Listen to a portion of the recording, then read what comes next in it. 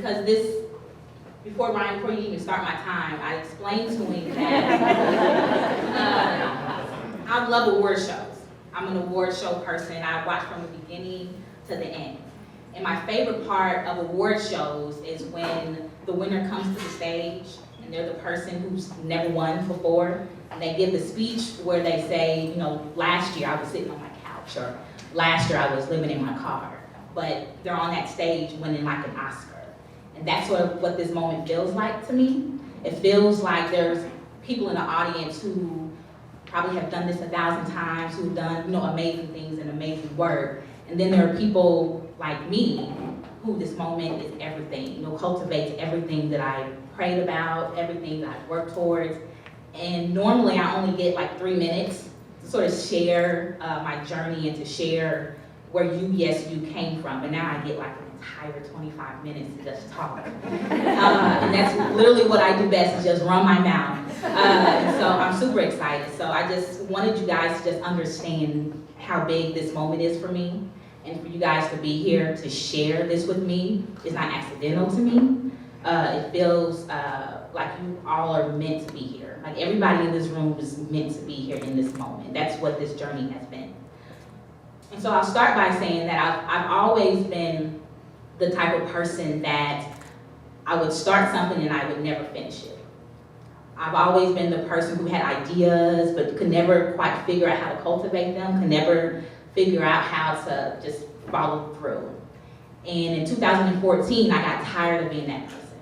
I wanted to do something. I wanted to become somebody. I didn't know what, I didn't know how, but I just wanted to do something. So in 2014, that was my only goal. My only goal was just to do something. And I'm a spiritual person. God and I have a really tight relationship. And so I just went to him and just told him that was my goal. I just wanted to do something. And I asked him just to sort of help me on that way. And that when he gave me that do, that I would do it. I would follow through and I would finish. We all kind of promise God certain things and then you never kind of do it. I didn't want to do that anymore. So you fast forward a couple months or so, I have a friend, and she sent me an article of a lady in Virginia who had did a father-daughter dance in the prison there. And I thought to myself, that's kind of a cool idea. And I really didn't think much about it. But that night, I couldn't go to sleep. I kept thinking about this dance. And I kept thinking about who it was. And I started thinking, I wonder if it's a possibility that we could do that here. I worked at the Indianapolis Recorder for about 7 years, and I'm born and raised in Indianapolis, so I know this city and I know people in this city. So the next day, I contacted a friend who was a cop, and I said to him, I told him about the idea of the dance, and he thought it was a good idea, but he wasn't quite sure if it would fly with the department. But he went ahead and connected me with Doug Garrison, who was over communications with the department. And Doug has since retired. I wouldn't be here without Doug, because Doug said yes. And Doug connected me. After I talked with Doug, a week later, I was at the Indianapolis Reentry Educational Facility, which was a level 1 facility downtown on New York Street. It closed about 3 years ago.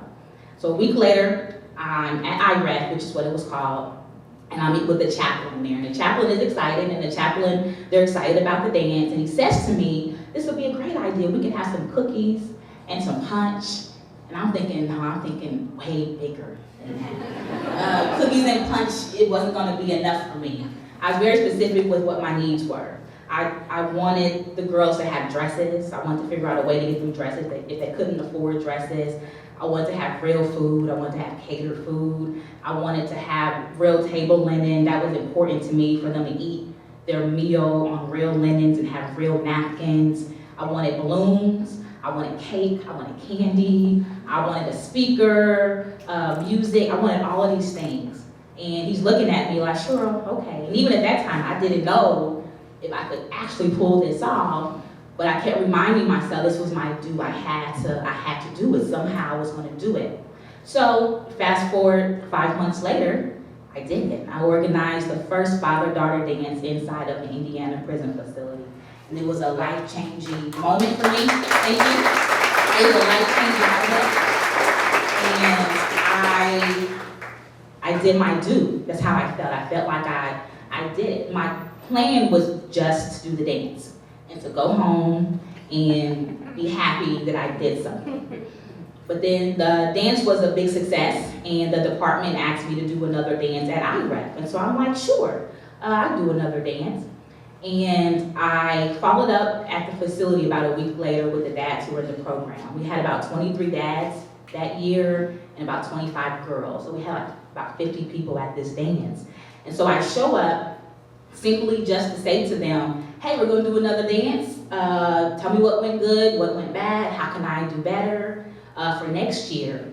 And we probably spent 10 minutes on the dance. And we spent like 2 hours with them bombarding me with questions about what to do next. Asking me, how do I communicate better with my daughter? I had one guy who had a great time with his daughter at the dance, but she had a boyfriend, and she was telling him about the boyfriend. He said something, and she got mad at him, and she hadn't picked up his call. And so he didn't know what to do about it. And I'm standing there like I just wanted to ask about the dance and how could we do it better? This was not my plan. But when I left that day, I felt incredibly selfish. I felt irresponsible. I felt like I bit out more than I could chew.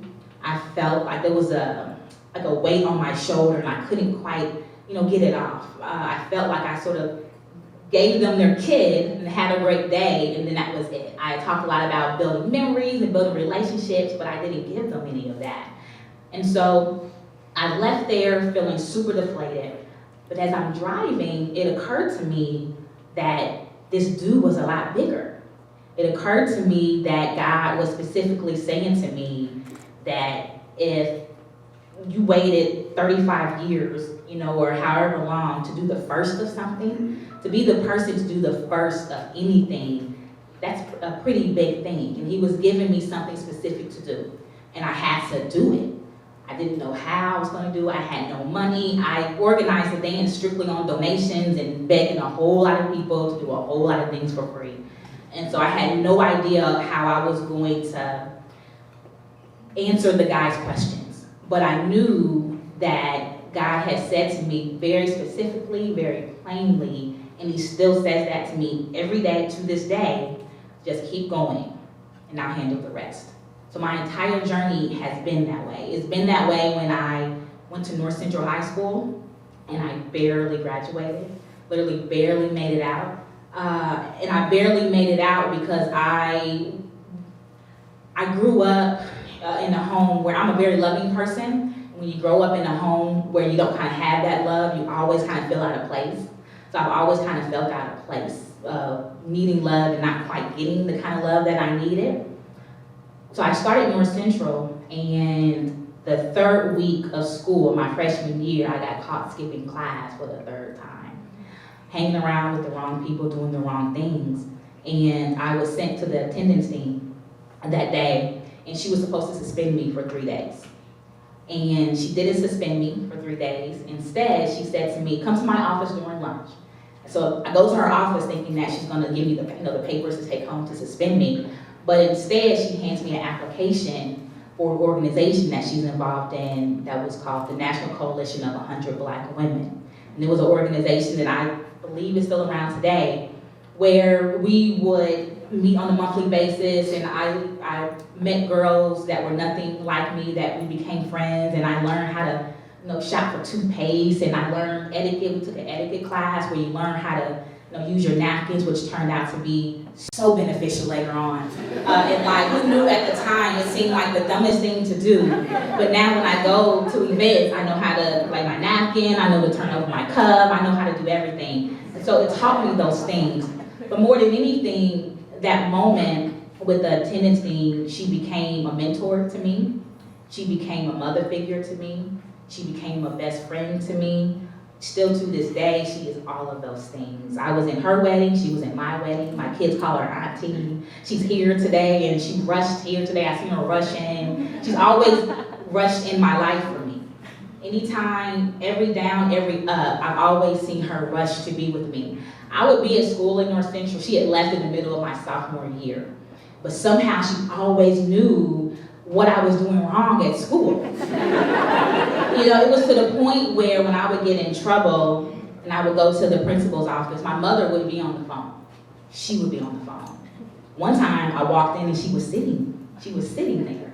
So she's always been that person in my life. And I knew that when people pour that much into you, when they give that much to you, somehow, some way you're supposed to give that back. I didn't want to keep that to myself, but I never knew quite how to do that my entire life. So within UESU and within the father-daughter dance and within trying to figure out how to do this that I told God that I would do, I decided to just sit still and to just listen to what God would tell me to do. So this entire journey, everything that I do, I have a conversation with God about it. I hear a lot of advice. You guys afterwards will probably give me advice and you guys want to help. And what I do with all of that is I take it home and I just sit with it, with God. And he sort of just works it out for me. It's literally been that way. That's how I ended up here. It's an incredible thing. And that's how I ended up at Putnamville Correctional Facility, which is where my program is at. I started at Putnamville last year, was my first year. And I had already done 3 dances. I did 2 dances at IREF and I did a dance at Edinburgh. But what happens within the department is that there can be a lot of turnaround, there can be a lot of movement. And I was connected with the person at the facility who was like in charge of volunteers. And then when you're connected with the person in charge of volunteers, when they leave or they move, your program leaves with them. You kind of move with them. And so I kept getting shifted around, and then you can't get phone calls back, you can't get emails back, and it was super frustrating. And so I knew that I needed to plant myself somewhere. And I reached out to the Department of Correction, to a gentleman named Rick who was in charge of volunteering for the entire department to try to plant my program at a facility. And so we chose Putnamville because Putnamville is a place where the warden is about reentry. The warden is about people thinking outside the box and coming to them with different ideas. And so Rick and I set up a plan to go to Putnamville. And what's intriguing about it, and one of those things when I think about when God says to me just to keep going and he'll take care of the rest, is that day I was supposed to meet with Putnamville, I had really bad anxiety. And I couldn't pinpoint where the anxiety was coming from. And normally I know exactly where it's coming from and I know how to deal with it, but that day I couldn't. So we meet with the deputy warden that day and the meeting goes fine. And after the meeting, he says to me, he says, you know, Ericka, I was thinking all day how I was going to tell you no. Because we've never done a program like that here. I don't even think that we could do something like that here. But he was just meeting the passionate Ericka, the Ericka that you guys are meeting that doesn't quite take no for an answer. And I realized that when I tell my story and when I talk, people can feel, they can feel that energy that I'm giving off. And so he said yes to me that day. So my anxiety came because he was going to tell me no that day. What he didn't understand, and what a lot of people don't understand, is that there's a bigger purpose going on here. There's a bigger being going on here. I'm really not in control of this at all. I'm just a vessel that is doing the work that God specifically chose me to do. So he says yes, and then I'm off to the races for the dance. And so how it works is this. The facility, we have an application process, and the dads fill out the application. And the warden, or the deputy warden, chooses the guys for the program. And we have 5 workshops that we do. And those 5 workshops are 4 workshops where I bring in organizations from the community that focus on reentry. And they come in and they do a 2-hour workshop, just about their program and how they help individuals and how they can be helpful. But more specifically, I bring them in because I want the guys to not only know of the organization, but to have a name and a face and a phone number and an email. Somebody that they can specifically reach out to that day, that next day for help. All of my guys have 3 years or less to go in their sentence, so they're on their way out. So we have 3 years to get this right. We have 3 years to build these relationships, and we have 3 years to get jobs or housing or license issues or whatever they might need.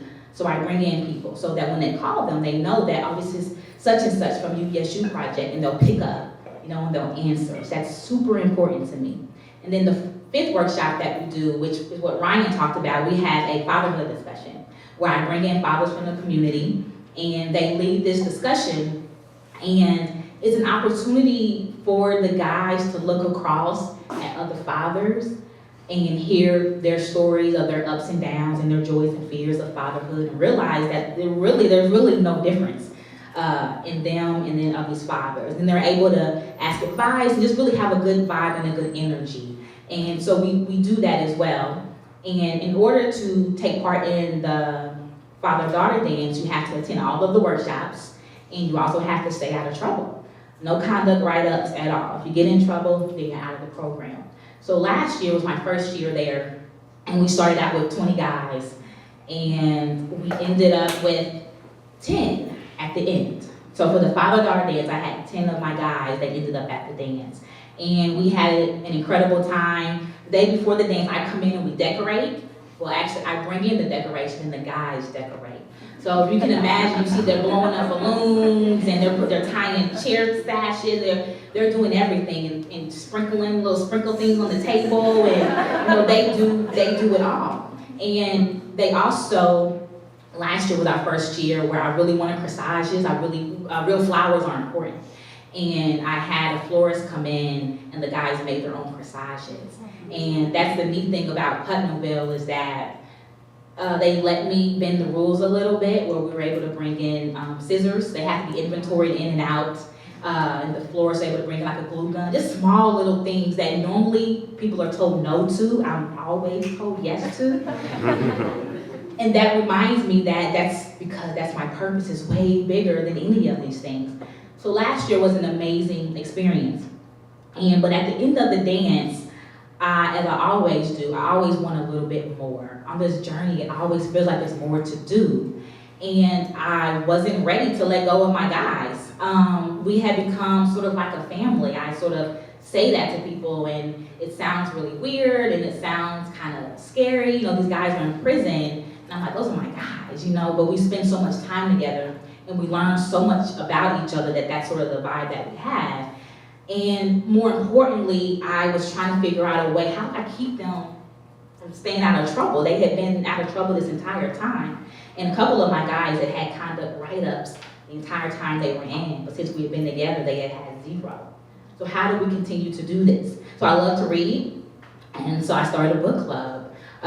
So now on a monthly basis, I go to Putnamville, and we read books together, and we vibe together, and thank you.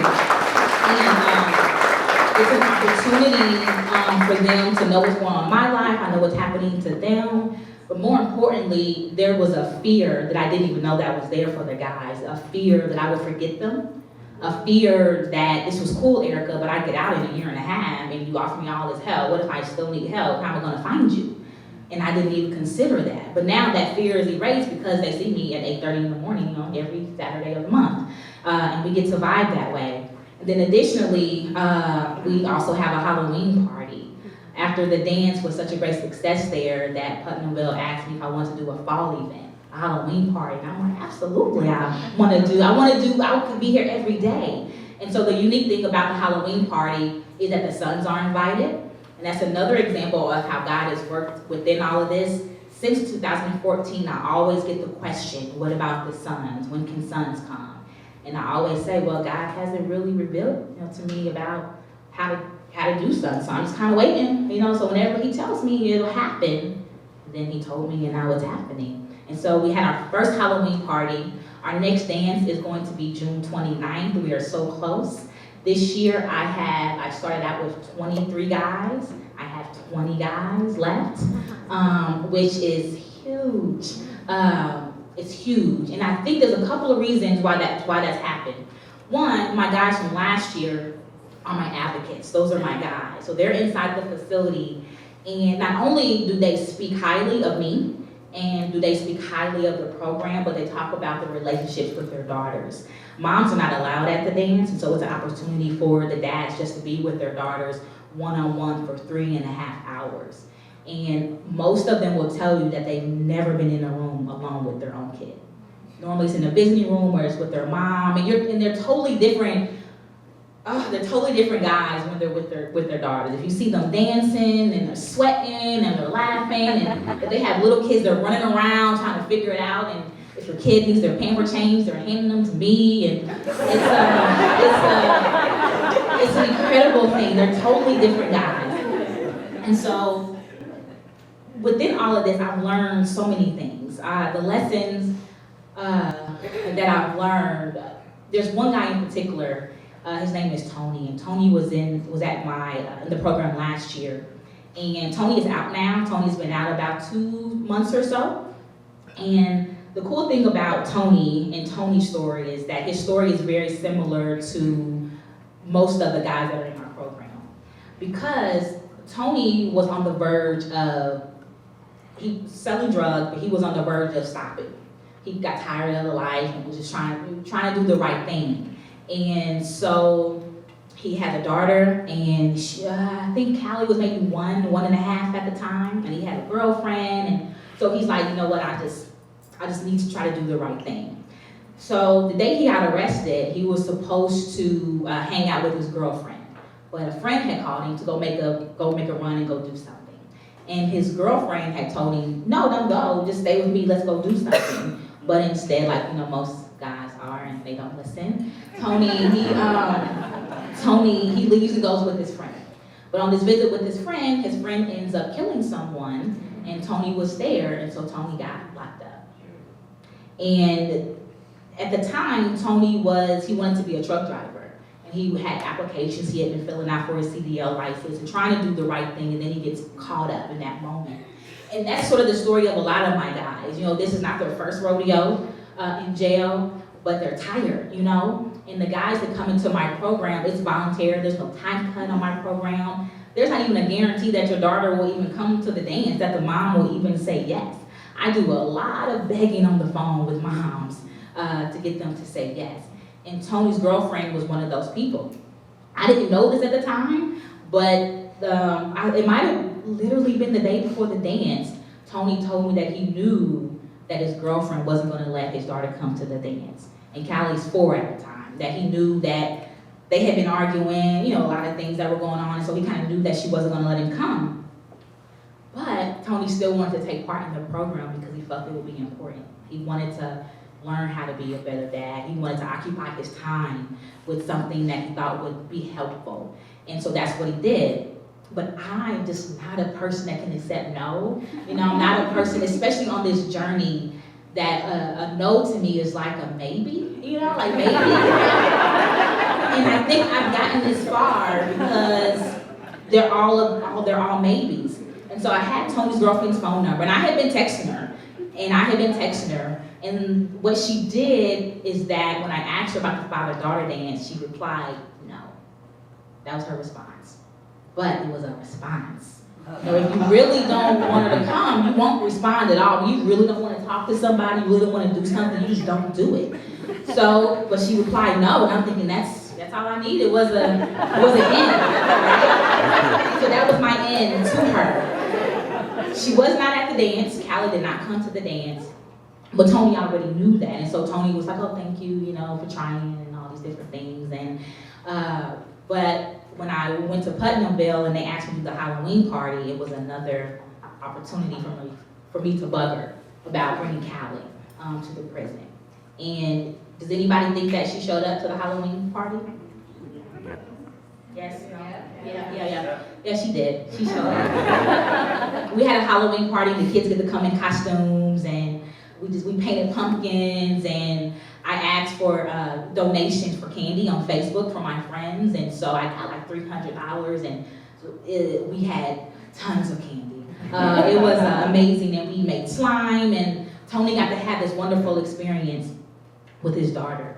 And Tony is, like I said, he's out now. He's been out about 2 months, and Tony is working and spending time with his daughter. And I just talked to him.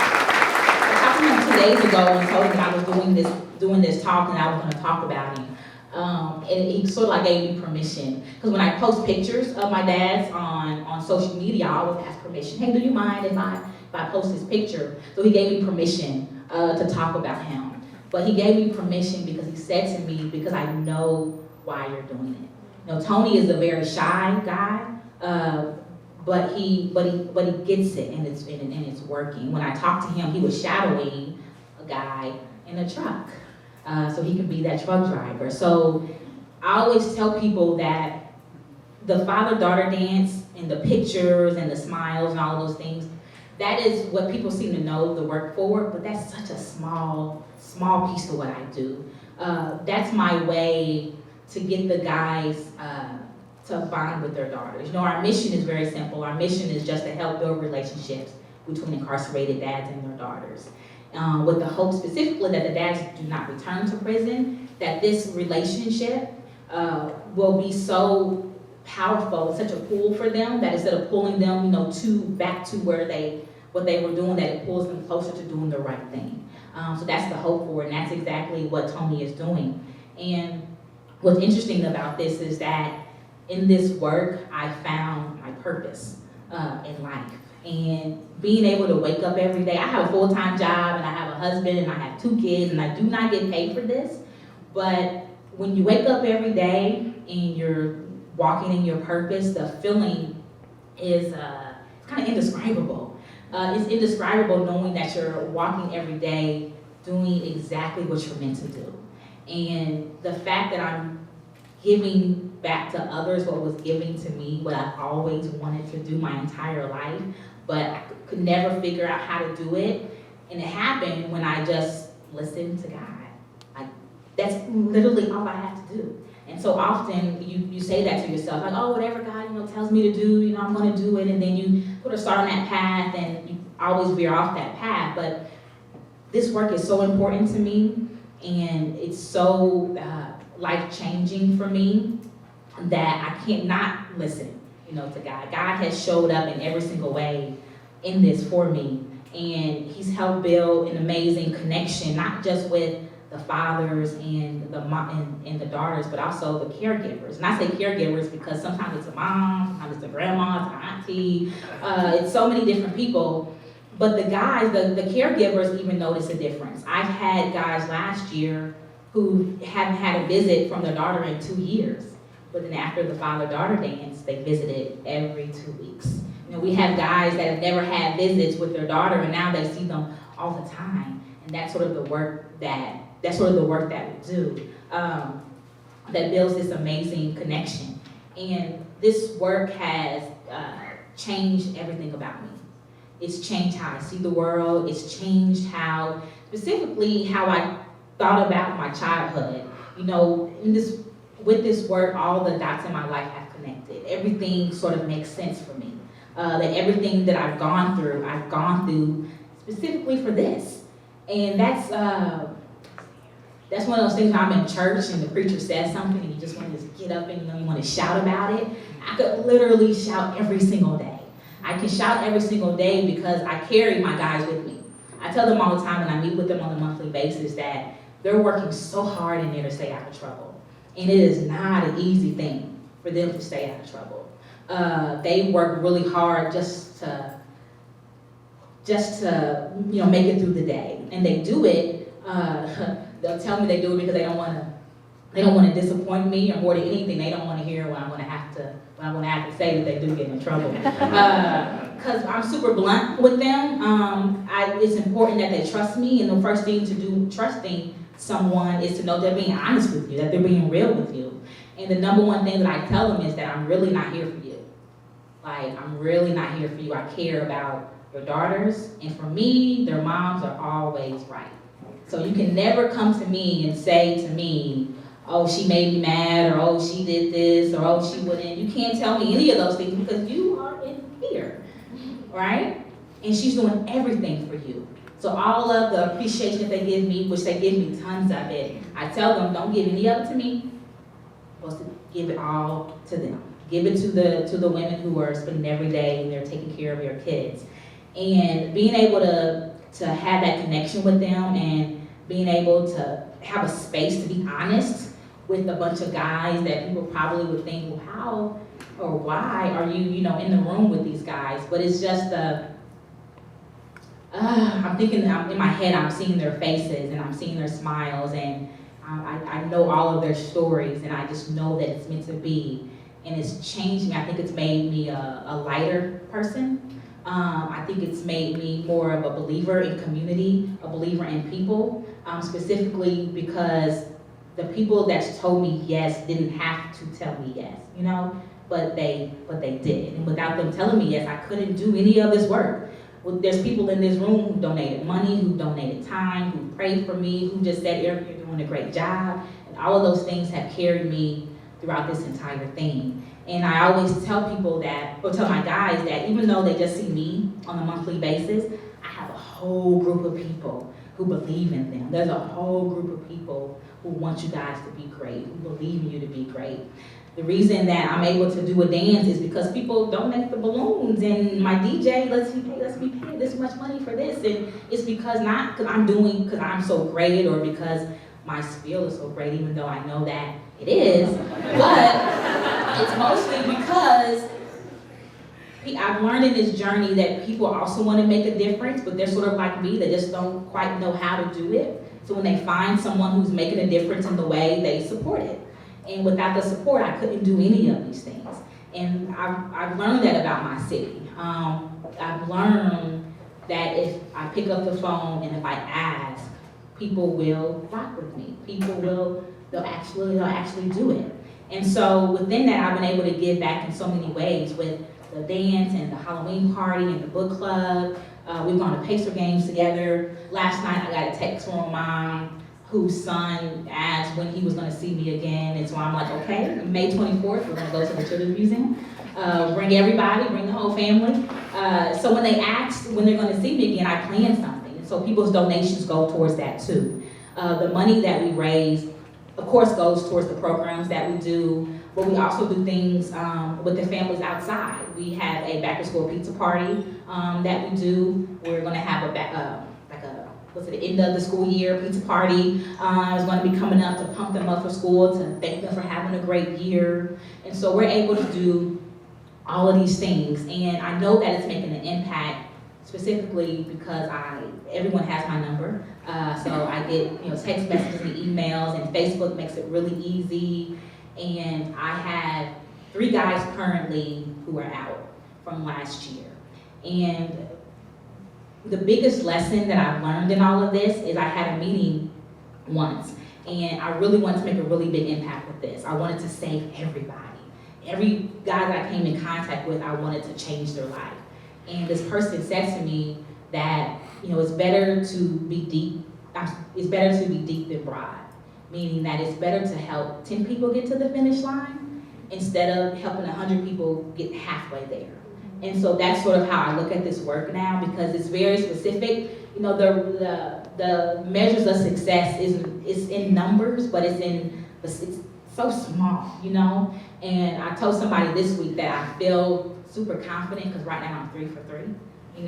I'm 3 for 3, meaning that I have 3 of my guys from last year are out, and they're all working, and they're all taking care of their kid. I have one guy who messaged me on Facebook, and he always responds to everything I put up. And that's his way of letting me know that he's good, that he's doing okay. But he messaged me about a month ago to tell me that he moved because the situation that he was in, he had to move out of. And that was a big thing for him.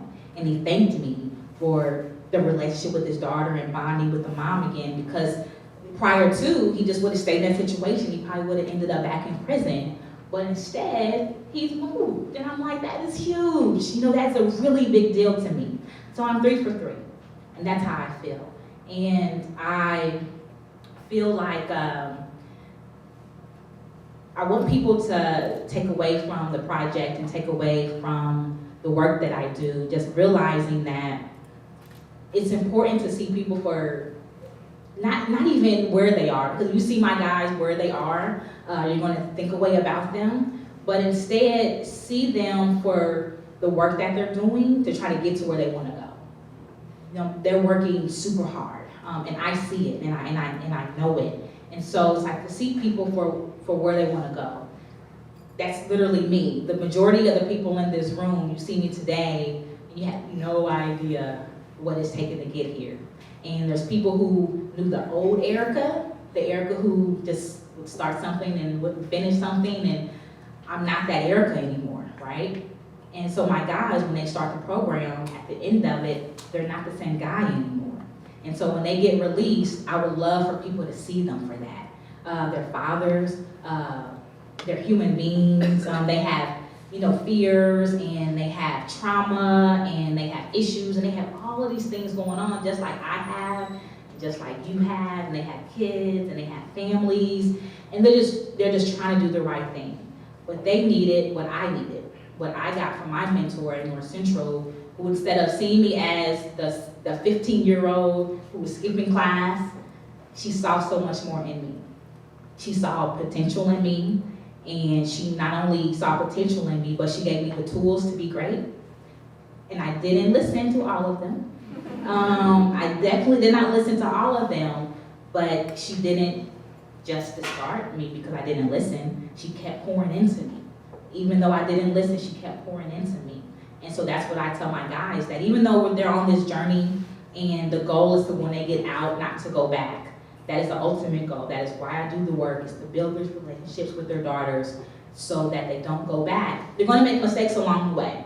The one mistake just can't be going back to prison, right? But along the way, you might get fired from your job. You might, you're going to have an argument with your wife or your girlfriend, and your kid's going to be there's going to be so many things along the way, but you need that one person who's going to still believe in you. And a lot of times when you make a big mistake and people see you make a small mistake, their first thought is, oh, here they go, back to their old ways again.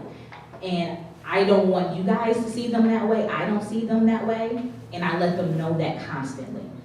And I let them know that, and I let the moms know and the kids know that even in the midst of you trying to figure it all out, you need that one person, and I'm that one person. So if you're sitting there and you're feeling kind of hopeless, I have the hope for you. I try to be everything in that moment that they kind of can't be for themselves. And I think that's why we've been able to do this work, and why I believe that it's working.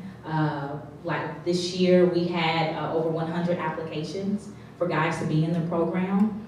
We chose 23. And I know right now that there are guys that are on their best behavior right now just to get in the program for 2020. And that's a really big deal. And so I wrote a conclusion, and I want to read it because I really want to get this point across of what I do. And I wanted to say that what I want you to take away from my morning conversation are 3 things. One, again, I just want you to see incarcerated individuals for where they're trying to go. And if you see them on their journey and they need help, help them in whatever way that you can. That help can be big help, it can be small help. But if you see them on their journey and they're trying to do the right thing and they make a mistake, instead of looking at them for that mistake, maybe try to help them fix what that mistake might be. Number 2, again, incarcerated individuals, they're humans too. But more than anything, they have families that are also affected by their incarceration, and they have children that are affected by their incarceration, children that deserve the opportunity to sort of visit their dad in prison and not in a visiting room, which is what we give them. When they come into the prison for the dance and Halloween party, we decorate and we have music playing, and we give like this vibe. We give a really great vibe to them. So just to see incarcerated dads and moms and juveniles just as humans, just like we all are. And third, I'm tasked with changing lives in a very unique and a real way, in a way that is very specific to me, and I take it seriously. I don't take this work lightly at all. And I feel incredibly blessed to have been chosen to do this. I definitely feel chosen to do this, and I feel it every day. I feel it when I wake up in the morning. I feel it on my way to the prison. I feel it when I'm there, when I'm away from them. It's hard to describe, but I feel it every day. And that finally, for me, my entire life makes sense. Everything that I've ever been through, every up, every down, every heartbreak, every loss, just wanting to be somebody and wanting to do something in this world, but never quite figuring out how to do it. Now I get to do it, and so it all makes sense to me. So thank you guys for listening to my morning conversation.